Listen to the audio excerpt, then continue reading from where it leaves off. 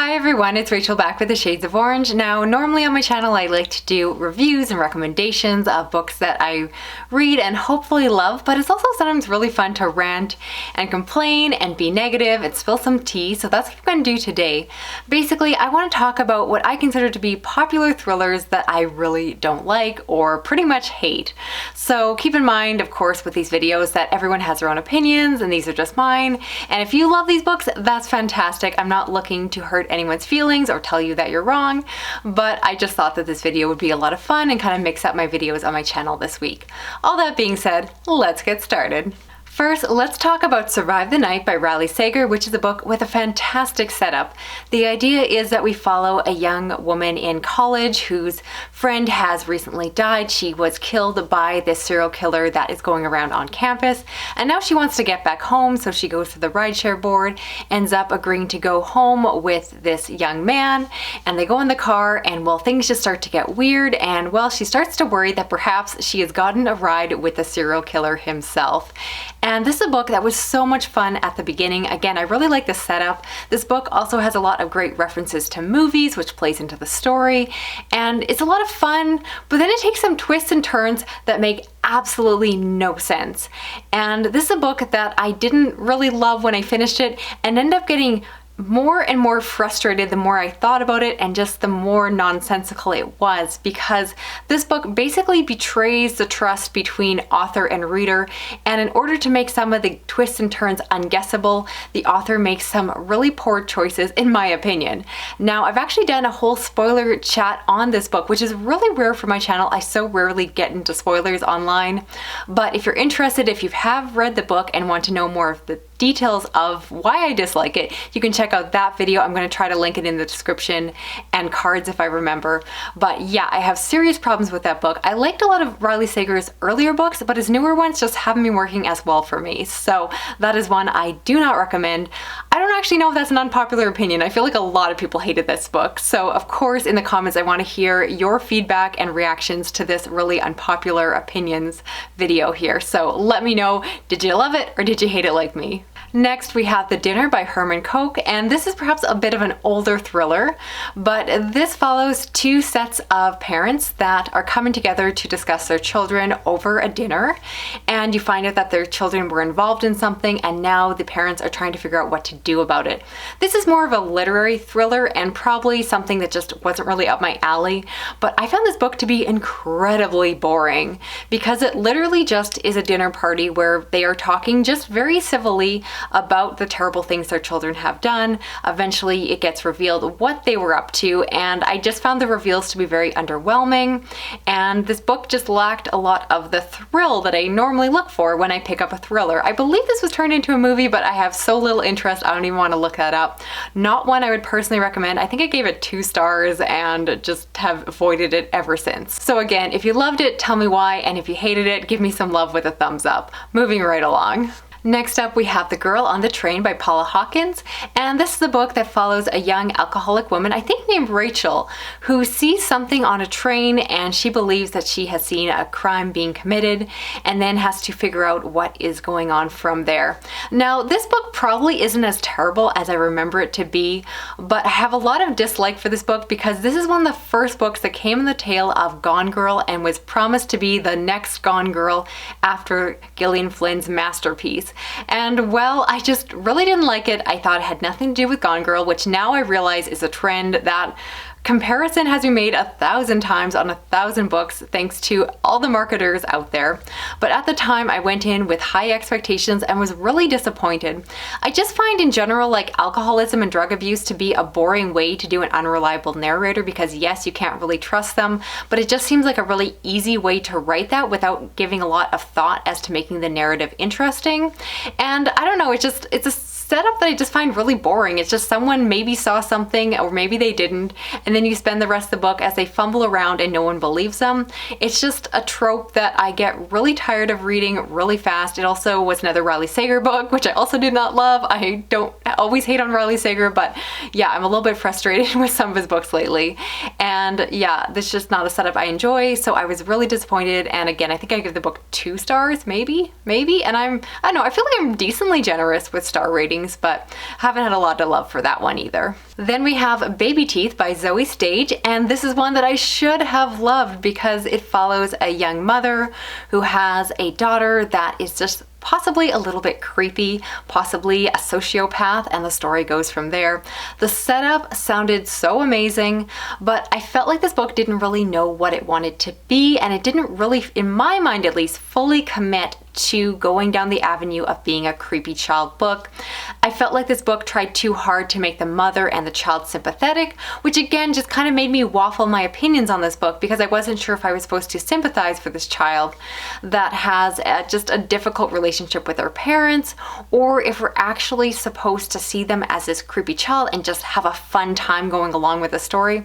I feel bad because this book has been recommended to me by a lot of people. So many people on my channel constantly say, have you read this book? You definitely should read Baby Teeth, you're gonna love it. And I always have to politely message them back saying, yes, I read it and I didn't really love it, but thank you for the recommendation. So I feel really bad because I do think this is a pretty unpopular opinion. I know so many people that love this one, but obviously it's in this video, so no, I did not love Baby Teeth. Next we have No Exit by Taylor Adams, and this is a story following a woman who stops at a rest stop on a cold blizzarding day. She thinks that she possibly sees a child out in a car, and when she goes inside, she is concerned about what is happening. She doesn't know who to trust, and the story goes from there. The setup isn't bad. It's basically this closed, claustrophobic mystery thriller, but I just really hated the characters, and this book just was, I don't know, ultra violent or specifically ultra gross, and not in the way that you would expect. I can get behind all the good body horror, but if I remember, the villain of the story is just really nasty. Like, he's described as being large, so very like fat phobic, and then you have him, I think, like belching and farting. I might be mistaken, but this is my memory of the book, so if I'm mistaken, please let me know. It's been years since I've read this one, but I was really turned off by the description of the villain, which just felt very cartoony to me. Like, it just felt like they gave him all the descriptors to make you dislike him, and again, I'm very sensitive to fat phobia, and so it really turned me off. Again, I know that got turned into a show or a movie, but I haven't had any interest in watching it because I dislike the book so much. So love to know if my memory is off or if it's as bad as I remember it to be. Then we have Blacktop Wasteland by S.A. Cosby, and this follows a man who has a criminal past, but he has turned straight. He now has a family. However, through circumstances, he gets pulled back in to do one last job, and the story goes from there. This is actually not one I hated. I just didn't really love it. I felt like when this book came out, it got so much hype. Now, this book came out right at the height of the Black Lives Matters movement, and I do think it affected how many gushing reviews came out, and a lot of reviewers, myself included, were just seeking out books by Black authors looking to increase the diversity of our reading. But I always will say that while I love Own Voices stories, I'm not afraid to be honest and open if I don't enjoy one. And this is one I just didn't love. And it's not like I hated it, but it just was this like action story, and it wasn't the kind of thriller I normally read, because if you know me, I more read like psychological domestic thrillers. And this was just a straight up action movie. It's the kind of movie that I would reluctantly watch with my husband while reading a book on the side of the couch. But to actually read it as a book, it just wasn't my taste. So it's not like it's horrible, it's just not for me. And I do feel like it got overhyped again just because a lot of people were really looking to uplift voices, which is so important. But I feel like this one got mismarketed, and a lot of people read it thinking it was going to be some psychological thriller when it was just an action ride, and a very simple one at that. Then we have The Chalkman by C.J. Tudor, and this is a story that I barely remember. These are books I read a long time ago, but this book is so beloved. I know it follows a group of children, and I believe children are going missing or dying or disappearing or something like that. And then we, of course, follow this group of children, and where the bodies are disappearing from, they're seeing these chalkmen, and so they believe it's involving that. Now, this is a book that was touted because they're supposed to be like Stranger Things or It, and I really do love those boys fighting evil narratives, but this one I just found to be really, really boring, which is probably the reason that I can barely remember the synopsis. I should have done my homework more so before filming this video, so my apologies there. Again, it's hard for me to do these kind of videos because usually I'm talking about books that I just read when I'm doing a review video, but when I'm doing something like a recommendations video, or in this case an anti-recommendation video, often I'm talking about books that I read many years ago. Anyway, not a lot to say about the book, so let's move along to something else. And finally, I want to talk about The Last House on Needless Street by Katrina Ward. And this is a thriller book that was classified or marketed as horror, but I always consider it to be a thriller book. We follow a family or 3 individuals living in this house on Needless Street. We follow a man, we follow a young girl, and we also follow the perspective of a cat. You find out that there are people who are going missing, and possibly the individuals in this house are involved in this. This is a book where I thought it was really obvious what was going on, and I just did not enjoy the twist. I did not appreciate how they were done, and I also have a big disdain for reading books from the perspective of animals, and I understand why it was done, but I didn't like it. And again, I found this book to be predictable. I know other people were like, oh, I didn't see the twist coming, and I was like, I thought it was really obvious. If anything, I didn't think the story was supposed to have a twist.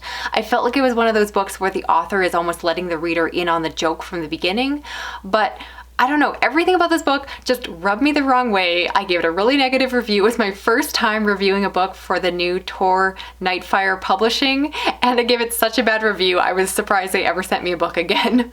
Because yeah, I thought this book was brutal. Do not recommend it. I know lots of people love it, so if you do, love to hear if you loved it, love to hear if you share my unpopular opinion. I definitely could use some company with my sad little thoughts. So yeah, got nothing else to say about that. I just didn't really like it. So that is it for this video. Hopefully this is a little bit fun. I just tried to be a little bit more relaxed and loose on camera, giving you some very off-the-cuff thoughts about a lot of thrillers that I've read over the years that I really disliked.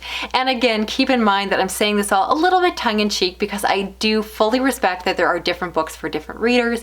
And if you loved one of these books, I am happy for you because I always want readers to get connected with the right books, and I want books to find their right home. So that's a lot of time why I don't really do really ranty reviews on my channel, is the fact that I really do want to position books correctly. So sometimes I will say I didn't like this book because I thought it was horror and it turned out to be this, or vice versa. And so I'm really just trying to make sure that people can decide for themselves if a book is going to be for them. But all that being said, I would love to know if you enjoyed this video. Please, again, leave all your comments and thoughts down below. Feel free to completely violently disagree with me as long as you keep it somewhat respectful. If you're new to my channel, again, I'm normally doing reviews and recommendations of books. I read a lot of horror, thrillers, science fiction, and fantasy, and some true crime. If you're interested in helping me out, you can give me a thumbs up, share this around online, drop a comment like a little knife or a smiley face or an unhappy face. That'd probably make more sense. And if you're interested, definitely hit that notification bell so that you never miss a video from me. Thanks so much for watching. I'll talk to you again soon. Okay, bye-bye.